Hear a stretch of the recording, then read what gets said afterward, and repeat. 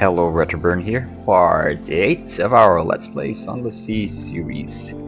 I just had a chat with one of the forum members, and he said that the map shuffles when you begin the game, so I'm very curious about that, and given that our last video ended up in a disaster where we got lost in the northern wastes of the game, so I'm thinking of starting a new game with this one and see if that observation does hold true and that the game does shuffle or it reconfigures the map whenever you start a new one. So let's start with a new game and abandon our previous one. I am sure. You can fire before your firing solution is complete, but you may miss. That's one thing to keep in mind. So Sunless Sea will be released by February. So things are coming to a close.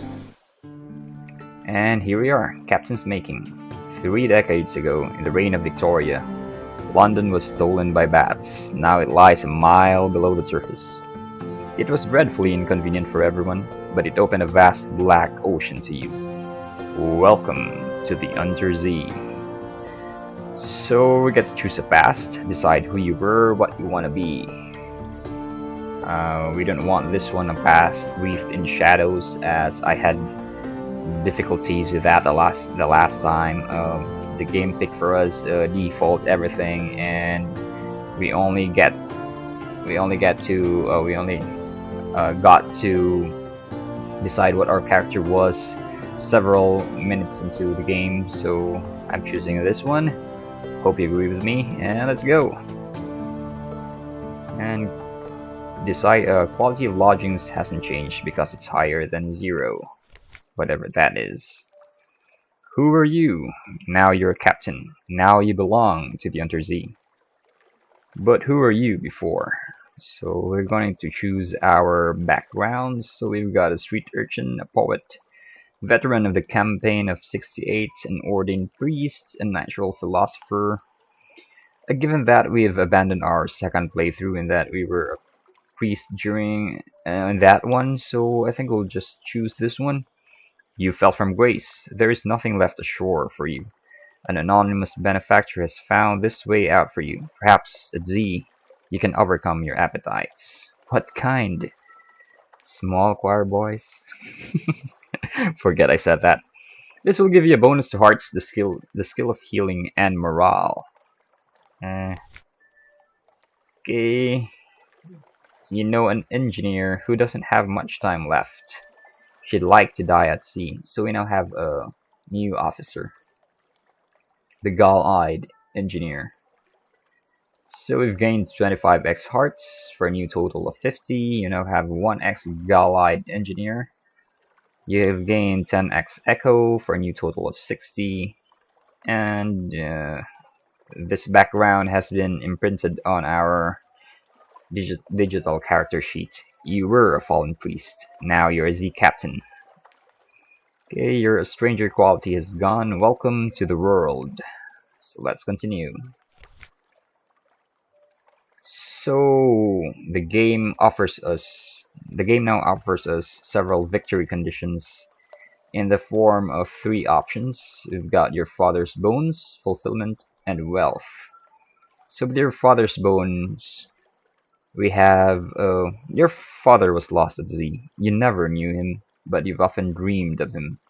Find and return his remains to London for a decent burial. And the fulfillment option has gather 100 tales, learn all you can of the Z, write a masterpiece, retire. And the wealth has, you know how it is to be poor. Now you want a mansion, servants, fine clothes, a family perhaps. So this is the new feature, your father's bones. They've added a story of sorts. So I'm thinking by with of sorts, this is not finished yet, but I'm very curious about what they have placed here. So let's choose this one. Okay, so full Fathom 5, find where he fell and bring him home.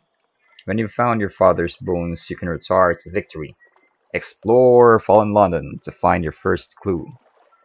So we now have an occurrence. An occurrence is a game term. It means something has happened, and I think it opens up a side quest of sorts, and it advances the storyline, but I'm not too sure about it. So your ambition quality is now find your father's bones, and then retire. So that's our victory condition.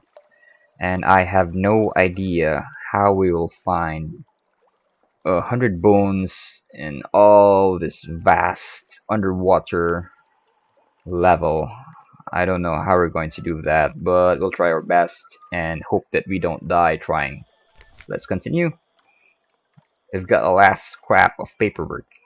Captain, Captain, an irregularity with the Harbor Master's office. They wish to know, what term of address do you prefer ashore? So I'm guessing the one who said that is one of our sailors. So now we get to decide what people call us. This will determine what people call you. Your actual gender is up to you. So we've got madam, sir, citizen, my lord, my lady, captain. Oh, we're a former priest, so I'm conjuring up images that this guy, this character of ours, had a lofty position in society. So let's choose my lord. And okay, who are you? An occurrence. You're addressed as qualities now, my lord. Okay, done that. So now we get to choose icons.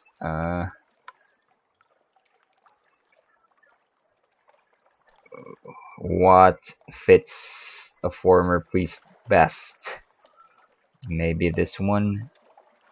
He kind of looks like a pompous, rich, elitist bastard. um, or this one. Ooh, dark, scary. And even scarier, but he looks like one of those characters from that anime, what was it called? Samurai X. So let's not choose that. Uh, yeah, let's choose this one. So what are we going to name him? Let's choose a name that sounds a bit like Retroburn. Zethro. And let's invert the second syllable. Something like Zethronrav. The third, or the seventh.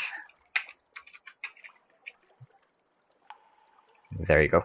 Zethronrav the seventh. Sounds Transylvanian, but what the hell.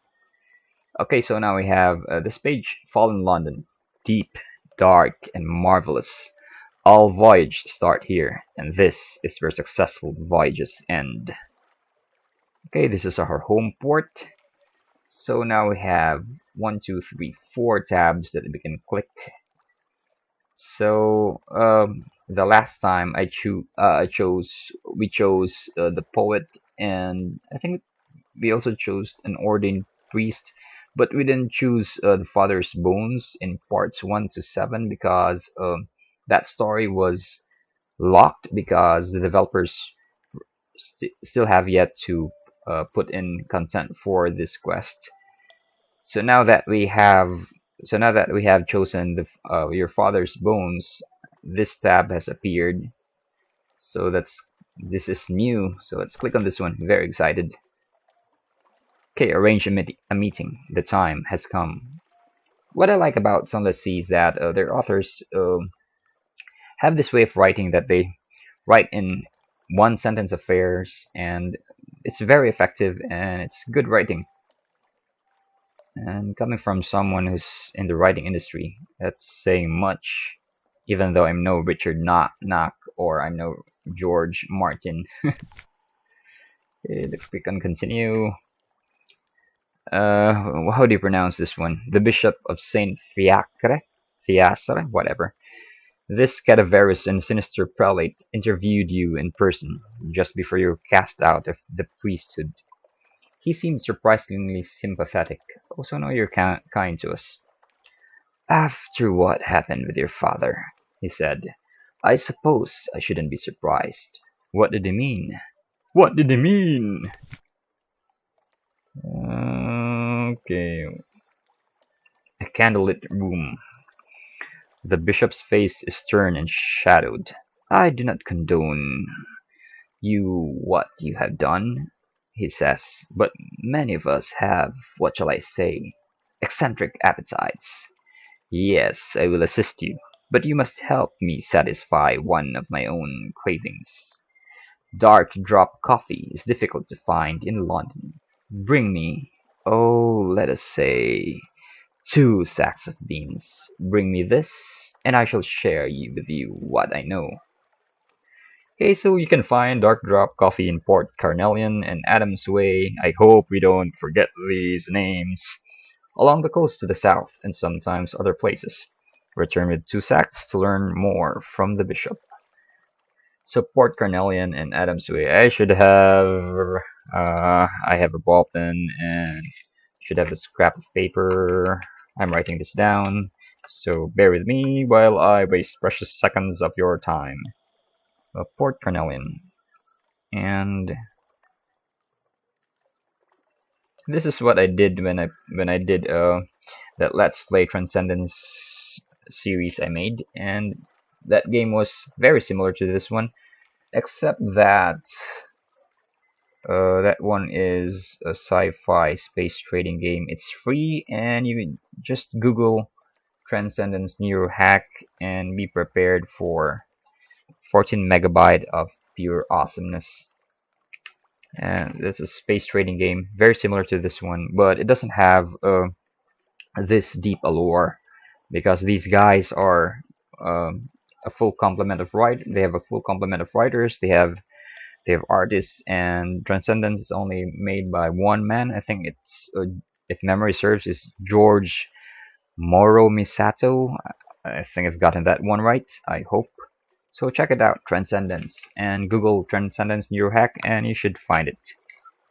I think it's only less than 20 megabytes. I think it's somewhere in the 14 megabyte mark. So it's very light, but it's very enjoyable, and it doesn't require a kick-ass gaming rig to play. And oh, it has 2.5D graphics, so it's even more visually impressive in a 2.5D way than Sunless Sea. No offense, devs. Anyway, bring 2 sacks of dark drop coffee from the south for the Bishop of St. Fiacre in London. I hope I'm pronouncing that one right. We go to our lodgings. We don't have to. Let's see what's new. What do I do? How do I move? Same thing, same thing. How can I go faster? How does new combat work? So the same thing. They didn't add anything new. There is a lot of stories still to come. Choices locked with either these qualities are to be continued. Okay, so these are the indicators of um, content slots that have yet to be filled. So anytime these appear, it's indicative that the devs have yet to um, put in more content for those story arcs. So let's return to the main tab and let's go to your lodgings. Read them. Here you may catch up with your correspondence, rest, or retire altogether from seafaring life. And the better your lodgings, the better the quality of your retirement, naturally. So you've got several options, all of which are locked except for the first one, which is read the morning papers. The unexpurgated Gazette, the magazine formerly known as the London Magazine, the spiteful trumpeter, news. So let's see what we have. The Echo Bazaar, that enigmatic marketplace, has increased its tax on love stories. The traitor empress has forbidden singing in the street outside her palace. The anarchists of the Calendar Council have inexplicably dynamited the drinking fountain. What the fuck? The Ministry of Public Decency has located and destroyed a nest of gallbladder wasps. So we now have one of these recent news. So recent news here is a game term, and it's sort of a currency that you can trade around for supplies depending on which port you've made landfall to. So keep in mind that this game has a lot of currency. First and foremost is are the echoes. So these are what passes for gold here in this game. I think I've phrased that one wrong. What passes is quite offensive. Sorry about that. I'm not American nor am I European, so forgive my poor English. Um, and you also have, I think, terror. I think you can. I know. I think somewhere along the story we're going to get dark tales, and those are also forms of currency. In that some ports do not sell their goods for echoes; they sell it for stories. So you have to trade news or dark stories with them, so you can avail of their wares. So that's one thing to keep in mind. I'm beginning to notice that I'm abusing that phrase. One thing to keep in mind. But anyway, Freak of Riot has tons of damage. I've got. That's one thing to keep in mind. So, you know. Okay, back to the rest of the city. Or you could click the London card on the right. Let's do that. So, here we go. The greatest city on the Untersee. London. She's the greatest city on the Untersee. And don't you forget it. So we've got several options, and several of them are unlocked. And the first one is visit the Admiralty Survey Office. They'll pay for information from Z captains. Find out what and how. So we have one recent news. So maybe we can sell these. Sell this. I don't know.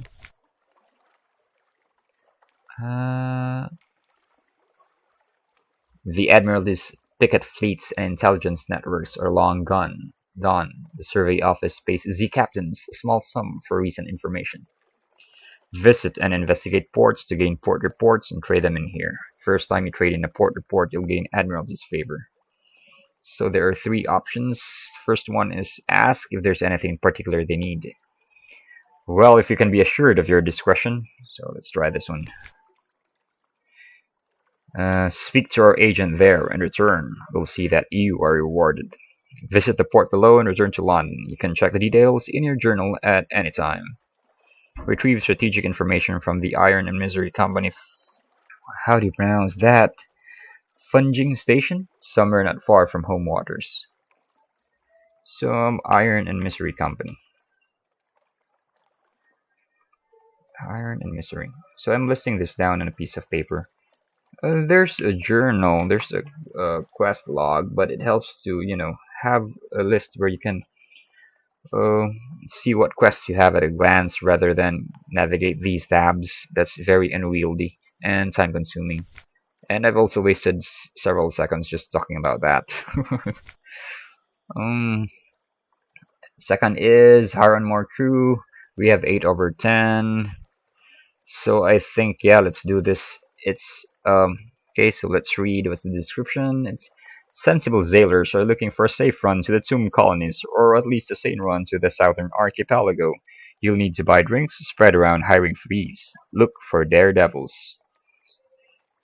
So we have a green line which says a straightforward challenge. So this game has several challenges that there are hidden die rolls every time you try to tackle a challenge. So this one is in green, so this should be easy, but we have two requirements that we have to um, satisfy.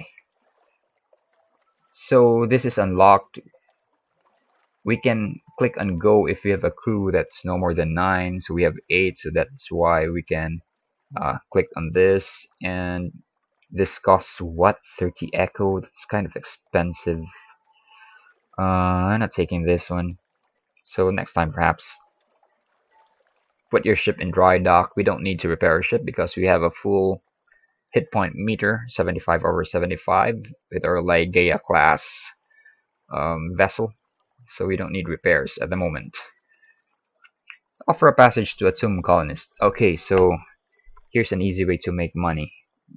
We'll just go to vendor byte. It's a port somewhere in the north. An emigrant will pay to be taken north to vendor byte. So let's take this one on. It's oddly difficult to die in fallen London, but when a Londoner is too tatty and wretched to live, they wrap themselves in bandages and take ship for the tomb colonies. Your crew cart these ones aboard in padded coffins. They will sleep there until the journey is done. These are very weird folk. The tomb colonist is in your hold. Take them north to the colony of Venderbite and sell them there. So we now have one ex-tomb colonist, and we should take the colonist to Venderbite. So that's another quest. And I don't think we have any more.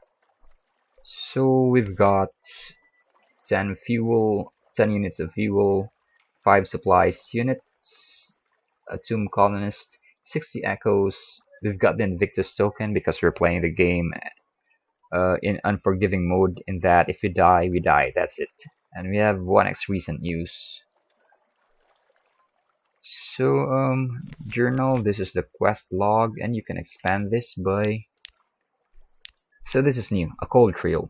Bring 2 sacks of... Okay, so this is something to do with our quest for our father's bones. And let's expand this.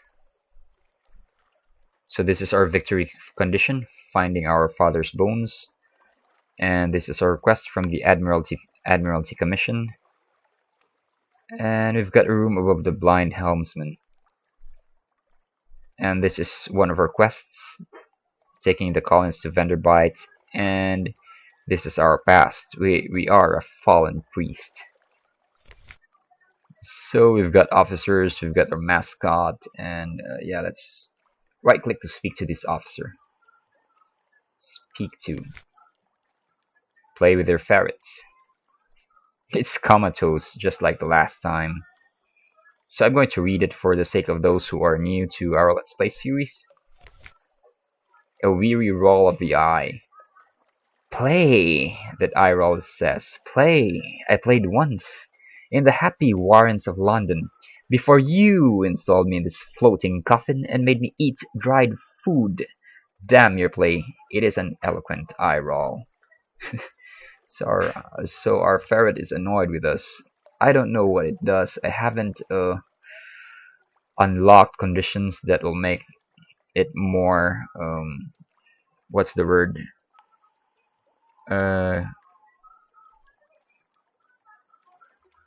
Okay, never mind.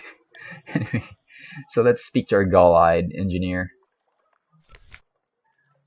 You are so beautiful, she tells you dreamily.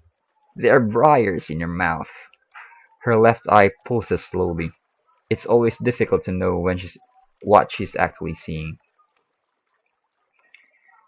So if you talk to her, we're going to receive a permanent buff in that she's going to increase our Veils stats. Veils is mirrors, pages. There you go. Veils has something to do with speed, stealth, and deception. Decreases the range at which enemies will spot you. So if in Dungeons and Dragons and Pathfinder terms, this is kind of a debuff for your enemy's perception and spot checks. So it's quite useful. So we can't talk to her right now because although we're currently fulfilling this requirement, we have Veils no more than 49, we have 27, but we need to have a secret to unlock this one. So we only have a recent news. So this is the currency system that I'm talking about. We can only buy the permanent veil buff if we have this kind of currency, but we don't have it, so it's locked. So that's one thing to keep in mind. Very complex game. So with the shops, we have 6. We have Bulgid's House of Vision, which sells, I think these are one-time use items. Okay, so it plays these play around with your stats, and you can equip this. You can choose from these according to how you play the game. Like for example, if you're a more stealthy type of player, um, you should choose one that ups your veil stats rather than decrease it. So we don't have any here like that. Oh, there you go. Speculative consonator. Less than a technique, more than just a theory. Okay, cool. So we'll keep these in mind. So I don't know what obscure energies are. I have to research that one. Maybe I'll just Google for Sunless Sea Wikia and see what the entry for obscure energies there is. So we've got the Caminus Yards. The dangerously jovial Mr. Fires manufactures the most intimidating, least carefully tested devices. So here we've got steampunk items like the rats who are intelligent and who can repair your ship, like the Ratus Faber Assistant, are essential for use of the pneumatic rat delivery device after the elf. Oh, okay, so I don't know what they are for. That was me shooting my mouth off. Sorry about that. I don't know what pneumatic delivery is. Okay, so these are improved weapons than compared to what's in our hold right now. We've got the lead beater and stain rod, reconditioned frigate surplus deck gun Mark II. So once we have enough money, we can upgrade our ship with doodads like weapons and uh, buff buff increase. I mean stat increasing buffs like these items right here. Caro's naval surplus. Mr. Caro has found a use for the equipment once sold to the sadly reduced Royal Navy. So here we've got weapons and defensive items, and we don't have enough money to buy any of these. They're too expensive at the moment. But Mrs. Splendid's shipside provisioners does have things that interest us. Fuel and supplies are very important, especially fuel. We'll buy maybe 2 of these. Hell, we'll buy 3, and we'll buy 3 supplies, and we are now officially bankrupt because if you run out of fuel and if you're in open sea and you run out of fuel, it's game over for you. With supplies, if you run out of supplies, you have the option of cannibalizing your crew, so it's not a hard and fast game over condition if you run out of supplies.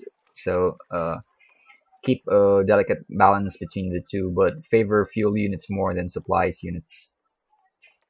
So that's one thing to keep in mind too. Wolf stack exchange. Okay, I don't know what. Very cryptic. I don't know what these are for. But maybe okay, so like for example in I think it was in part 3 where we